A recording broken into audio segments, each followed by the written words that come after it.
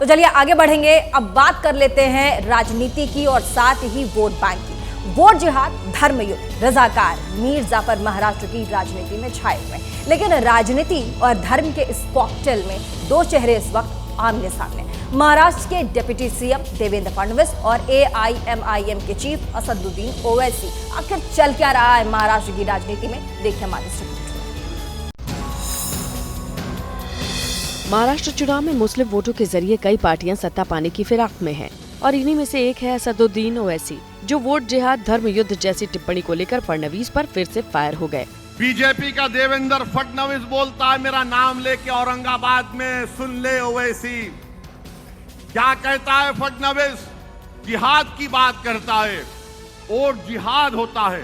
अब ओवैसी सुन ले, अबे तू सुन ले मेरी बात को। अब फडणवीस हो इसलिए तुम मुझसे कह रहे हो, अरे मैं किसी के पैर के पास बैठकर भीख नहीं मांगता, मैं अल्लाह की बारगाह में सर झुकाकर दुआ करता हूँ। बार डराते हैं, गोली मारेंगे, जेल को डालेंगे। डालो ना बाबा, कौन तुमको रोक रहा है? असदुद्दीन ओवैसी के लगातार हमलों के बाद फडणवीस भी भड़क उठे। उन्होंने भी पलटवार करने में देरी नहीं लगाई। सुन ले ओवैसी, औरंगजेब की पहचान पर अब तो तिरंगा लहराएंगे पूरे पाकिस्तान पर। और चुनावी प्रचार में वार पलटवार के बीच कांग्रेस और समाजवादी पार्टी ने मुख्यमंत्री योगी के कपड़ों पर टिप्पणी की। इसके बाद बीजेपी ने इसे सनातन का अपमान बताते हुए माफी मांगने की अपील की।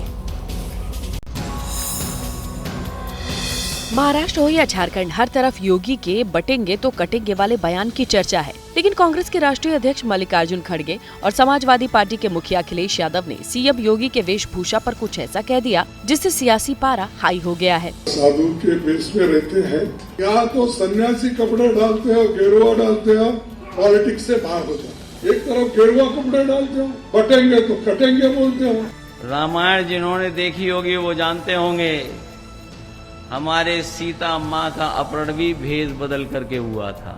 विपक्ष ने सीएम योगी को सीधा टारगेट किया, उनके कपड़ों पर सवाल उठाए, तो बीजेपी और सरकार की सहयोगी पार्टियों ने विपक्ष पर तीखा पलटवार किया। योगी की वेशभूषा पर टिप्पणी को सनातन का अपमान बताते हुए दोनों नेताओं से माफी की मांग की गई है। सनातन पर सदियों से जिन लोगों ने चोट किया है, कांग्रेस पार्टी उन्हीं की पक्षधर है, इसके लिए माफी मांगनी चाहिए। खड़गे जी का बयान उनके पद की गरिमा के अनुकूल नहीं है। और देश के 11 राज्यों में कल होने वाले उपचुनाव के लिए सोमवार को चुनाव प्रचार का आखिरी दिन था। सभी पार्टियों ने जोरदार तरीके से चुनावी मैदान में अपनी अपनी हुंकार भरी। केरल के वायनाड सीट से लेकर उत्तर प्रदेश के सीसामऊ तक चुनाव प्रचार में सियासी पारा गर्म रहा। चुनावी प्रचार का जनता पर कितना प्रभाव पड़ा है, ये 23 तारीख को आने वाले नतीजों में दिखाई देगा।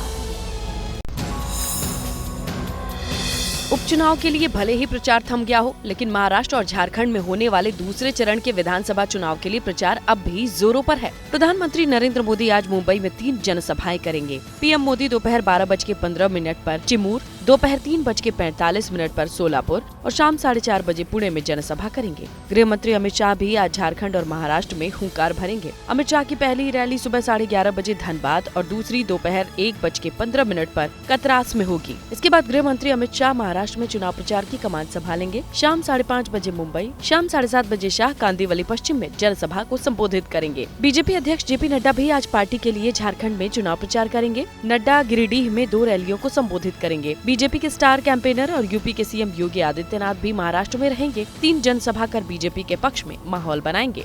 कांग्रेस नेता राहुल गांधी भी आज महाराष्ट्र में 2 जनसभाओं को संबोधित करेंगे। राहुल 11:30 बजे बुल्ढाना में और दोपहर 3 बजे गोदिया में चुनावी हुंकार भरेंगे। और महाराष्ट्र चुनाव की वोटिंग से ठीक 8 दिन पहले भारतीय जनता पार्टी ने कांग्रेस नेता और लोकसभा में नेता प्रतिपक्ष राहुल गांधी के खिलाफ चुनाव आयोग से शिकायत कर दी है। अपनी शिकायत में बीजेपी ने राहुल पर कई गंभीर आरोप लगाए हैं। महाराष्ट्र में 20 नवंबर को 228 विधानसभा सीटों पर वोट डाले जाएंगे। उससे पहले शिकायतों का दौर शुरू हो गया है। बीजेपी ने कांग्रेस नेता राहुल गांधी पर जनसभा में झूठ बोलने और बीजेपी पर बेबुनियादी आरोप लगाकर बदनाम करने की शिकायत निर्वाचन आयोग से की है। महाराष्ट्र के चुनाव में 6 नवंबर को जो लोकसभा में नेता प्रतिपक्ष हैं राहुल गांधी जी, उन्होंने फिर झूठ बोलने का प्रयास किया, राज्यों को आपस में लड़ाने का बीजेपी ने आरोप लगाया कि चुनावी रैलियों में राहुल गांधी बीजेपी पर बेबुनियादी आरोप लगा रहे हैं। वो बार बार संविधान खत्म करने को लेकर बीजेपी पर हमलावर हैं। संविधान को लहरा करके फिर झूठ बोला कि भारतीय जनता पार्टी संविधान को नष्ट करने वाली है, संविधान को तोड़ने वाली है। बीजेपी ने राहुल गांधी की शिकायत 4 बयानों को लेकर की है, जिसमें संविधान, नौकरी, एजेंसीज पर दिए गए बयान शामिल हैं। और देखिए, महाराष्ट्र का चुनाव शोर वहां पर तेज हो रहा है। जैसे जैसे मतदान की तारीख नजदीक आ रही है, शब्दों की जंग के साथ साथ नए नए पैंतरे भी वहां सामने आ रहे हैं। चुनाव प्रचार करने के लिए निकले नेताओं का विरोध भी हो रहा है। इनमें शिंदे भी शामिल हैं, जिन्हें काले झंडे का सामना करना पड़ा।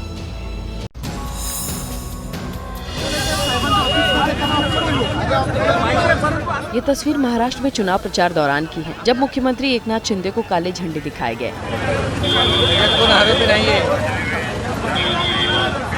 प्रदर्शन करने वालों ने काले झंडे दिखाने के साथ मुख्यमंत्री के काफिले को रोकने की भी कोशिश की। दरअसल मुख्यमंत्री एकनाथ शिंदे मुंबई के चांदीवली विधानसभा सीट से अपने विधायक दिलीप लांडे के चुनाव प्रचार के लिए पहुंचे थे। चुनाव प्रचार से लौटते वक्त मुख्यमंत्री को कुछ लोगों ने काले झंडे दिखाए।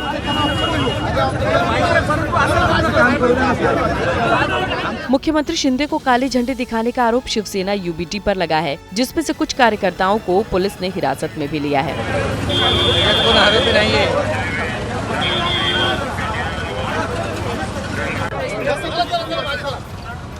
महाराष्ट्र की 288 विधानसभा सीटों के लिए 20 नवंबर को वोट डाले जाएंगे, जिसके नतीजे 23 नवंबर को आएंगे। और देखिए, महाराष्ट्र में विधानसभा चुनाव है तो उत्तर प्रदेश में उपचुनाव है। उत्तर प्रदेश में पोस्टर वार थमने का नाम नहीं ले रहा। फिर से नए पोस्टर लगे हैं। इस बार पोस्टर में अली और बजरंग बली के जिक्र को लेकर के परिवारवाद तक प्रहार हुआ है। अली भी है, बजरंग बली भी है, संग पीडीए एकता की टोली भी है, जिसे देख विरोधियों में मच गई खलबली भी है। यूपी में पोस्टर वॉर के बीच नारों की ये लाइनें, जिसे लखनऊ में समाजवादी पार्टी के दफ्तर के बाहर लगाया गया है। पोस्टर में पीडीए की जीत का दावा किया गया है। इस बार इस पोस्टर में अली और बजरंग बली भी शामिल, यहाँ के जो नेता हैं उन्होंने इस पोस्टर में शामिल किया है। इसी बीच यूपी बीजेपी ने भी नया पोस्टर जारी कर समाजवादी पार्टी पर निशाना साधा है। फिल्मी दर्जा वाले पोस्टर में अखिलेश, शिवपाल, रामगोपाल, धर्मेंद्र, तेज प्रताप यादव की फोटो है। पोस्टर में पीडीए को परिवार डेवलपमेंट अथॉरिटी बताया गया है। साथ ही लिखा गया है, जीतेंगे तो लूटेंगे, बटोगे तो कटोगे नारे से इतना घबरा गए हैं कि रोज नए नारे लेकर के सामने आते हैं, लेकिन फिर भी किसी नारे से जनता जुड़ नहीं रही। लखनऊ में बीएसपी दफ्तर के बाहर भी नया पोस्टर लगा है, जिसमें कहा गया है, बीएसपी से जुड़ेंगे तो आगे बढ़ेंगे, सुरक्षित भी रहेंगे। पोस्टर वॉर से दूर रहने वाली जो बहुजन समाज पार्टी थी, अब वो भी इस उपचुनाव में पोस्टर वॉर में उतर चुकी है। तो देखिए, ये तो रहा चुनावी राज्यों का हाल, लेकिन राजस्थान की कैबिनेट मंत्री कन्हैया लाल चौधरी का एक वीडियो खूब वायरल हो रहा है। इसमें वो एक महिला पर भड़क गए। क्या कुछ कह रहे हैं, इस वीडियो में देखिए। राजस्थान के कैबिनेट मंत्री कन्हैया लाल चौधरी चुनाव प्रचार के आखिरी दिन एक महिला पर गुस्सा हो गए। महिला ने जब मंत्री जी के सामने पानी की समस्या रखी, मांग की, तो कन्हैया लाल चौधरी भड़क उठे और कह दिया कि आप वोट दो या मत दो। मैं वोट तो था कि मनमता को देने दीजिए। हम पहले बात तो तुम्हें 100 गना मनमाया जा वोट देना। देवली उनियारा विधानसभा सीट से बीजेपी से राजेंद्र गुर्जर उम्मीदवार हैं। उन्हीं के लिए वोट मांगने के लिए कन्हैया लाल चौधरी ने एक नुक्कड़ सभा में शामिल होना था, लेकिन पानी न मिलने से परेशान आम जनता ने उन्हें घेर लिया। तुम्हारे चिल्लाने से काम नहीं होगा, मेरे कहने से काम होगा, तुम शांति से सुनो। मैं समझूंगा नहीं, तुम पानी ना आ रहे हो तो ट्रेजर लो रहे थे, आपको नाम में आएगा। पब्लिक चिल्लाओ कि आप सुना कैसे, हम सुनवाड़ा भी करना आप है। ठीक है, मैं सुनवाड़ा भी करना है। मैं वोट तो था कि मनमता को देने दीजिए। हम पहले बात तो तुम्हें 100 गना मनमाया जा वोट देना। दरअसल कन्हैया लाल ने लोगों से पूछा कि पानी की टंकी कहां बनी हुई है, जिस पर लोगों ने जवाब दिया कि 3 किलोमीटर दूर, जिसके बाद वहां खड़े ठेकेदार भी भड़क उठे। और प्रधानमंत्री नरेंद्र मोदी उत्तराखंड के पारंपरिक त्योहार इगास बग्वाल के जश्न में शरीक हुए। यह कार्यक्रम बीजेपी सांसद अनिल बलूनी के घर पर आयोजित किया गया। इसमें उपराष्ट्रपति जगदीप धनखड़ से लेकर रक्षा मंत्री राजनाथ सिंह और बीजेपी के राष्ट्रीय अध्यक्ष जेपी नड्डा भी शामिल थे। रामदेव से लेकर के साधु संतों का भी समागम रहा। पौड़ी गढ़वाल से बीजेपी सांसद अनिल बलूनी हर साल इगास बग्वाल का पर्व धूमधाम से मनाते हैं।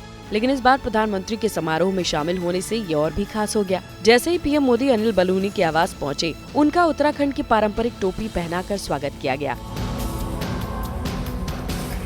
जिसके बाद पीएम मोदी ने अनिल बलूनी के आवास पर गौ पूजन, तुलसी पूजन कर इगास की ज्योति प्रज्वलित की। इगास बग्वाल पर सांस्कृतिक कार्यक्रम का आयोजन भी हुआ। दीपावली पर्व के 11वें दिन उत्तराखंड में इगास बग्वाल का पर्व मनाया जाता है। इसे बूढ़ी दीपावली भी कहा जाता है। पीएम मोदी ने इस मौके पर उत्तराखंड के लोगों को बधाई दी। उन्हें सोशल मीडिया एक्स पर लिखा, उत्तराखंड के मेरे परिजनों सहित सभी देशवासियों को इगास पर्व की बहुत बहुत बधाई। दिल्ली में मुझे उत्तराखंड से लोकसभा सांसद अनिल बलूनी जी के यहाँ इस त्योहार में शामिल होने का सौभाग्य मिला। मेरी कामना है यह पर्व हर किसी के जीवन में सुख, समृद्धि और खुशहाली लाए।